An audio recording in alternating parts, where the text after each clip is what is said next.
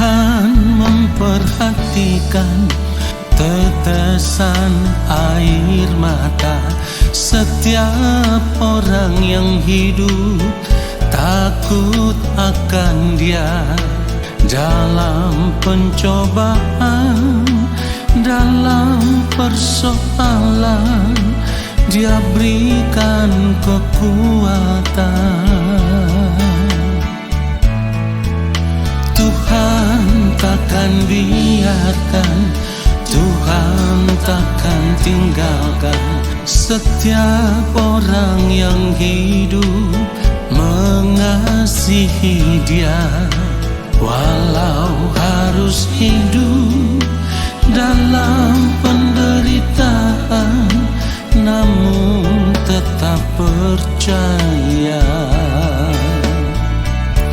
Semua pencobaan yang kau alami takkan melebihi kekuatanmu. Tetaplah pandang hidup Tuhan Yesus yang taat walau harus menderita. Setialah lakukan kehendak Bapa, tetaplah tinggal di dalam firman-Nya. Jadilah berkat bagi sesama sampai Bapa jemput pulang ke surga.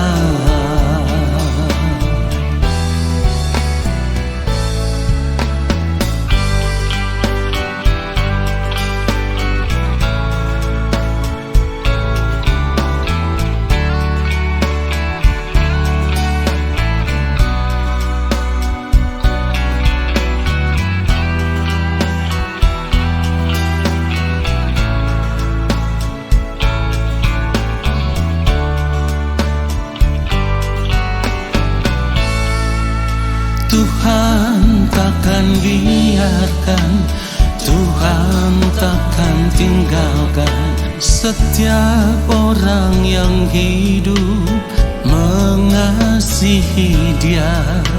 Walau harus hidup dalam penderitaan, namun tetap percaya. Semua pencobaan yang kau alami takkan melebihi kekuatanmu. Tetaplah pandang hidup Tuhan Yesus yang taat walau harus menderita. Setialah lakukan kehendak Bapa, tetaplah tinggal di dalam firman-Nya. Jadilah berkat bagi sesama sampai Bapa jemput pulang ke surga. Semua pencobaan yang kau alami takkan melebihi kekuatanmu. Tetaplah pandang hidup Tuhan Yesus yang taat walau harus menderita. Setialah lakukan kehendak Bapa, tetaplah tinggal di dalam firman-Nya. Jadilah berkat bagi sesama sampai Bapa jemput pulang ke surga. Jadilah berkat bagi sesama sampai Bapa jemput pulang ke surga. Sampai pulang ke surga.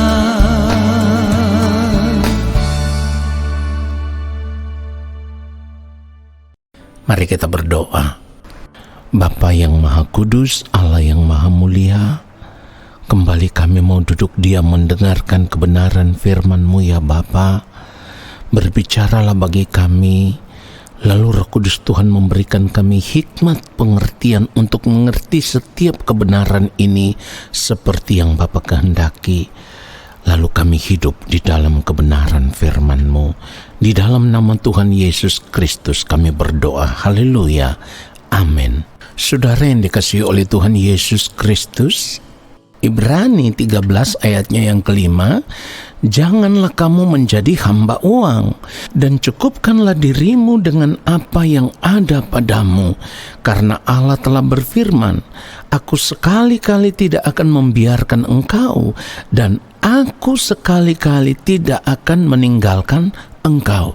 Saudara yang dikasihi oleh Tuhan Yesus Kristus, ketika kita mau sungguh-sungguh belajar kebenaran firman Tuhan secara utuh, secara lengkap, Injil yang diajarkan oleh Tuhan Yesus Kristus, maka kita akan menemukan pesan kehidupan yang begitu luar biasa yang harus kita jadikan sebagai pedoman hidup kita, sehingga apapun keadaan hidup kita hari ini, kita akan tetap merasa cukup, kita akan tetap bersyukur, kita akan menjadi orang yang tidak gampang merasa iri jika melihat keadaan hidup orang lain lebih daripada kita.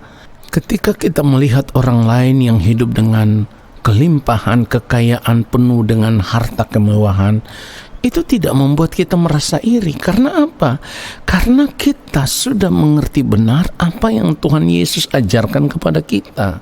Lewat cara hidup Tuhan Yesus kita bisa belajar bahwa ketika kita hidup di dunia saat ini bukan untuk menikmati dunia dengan segala kesenangannya, apalagi sampai membuat kita terikat dengan dunia ini. Itulah kenapa firman Tuhan katakan, janganlah kamu menjadi hamba uang, dan cukupkanlah dirimu dengan apa yang ada padamu, karena Allah telah berfirman, aku sekali-kali tidak akan membiarkan engkau, dan aku sekali-kali tidak akan meninggalkan engkau. Jadi dari kebenaran firman Tuhan ini, saudaraku, seharusnya membuat kita menjadi kuat, tidak perlu takut terhadap apapun. Sebab kita tahu bahwa Tuhan sekali-kali tidak akan pernah meninggalkan kita. Tuhan sekali-kali tidak akan pernah membiarkan kita. Sekalipun saat ini mungkin kita melihat keadaan hidup kita belum sesuai dengan apa yang kita harapkan. Tetapi ingat baik, kita juga harus mengoreksi seluruh keberadaan hidup kita. Pertanyaannya adalah, apa yang kita harapkan di dalam hidup ini? Apakah yang kita harapkan supaya kita hidup di dalam kelimpahan, kekayaan, kemewahan? Saudaraku, sadarlah bahwa itu semua bukan tujuan utama daripada hidup kekristenan kita.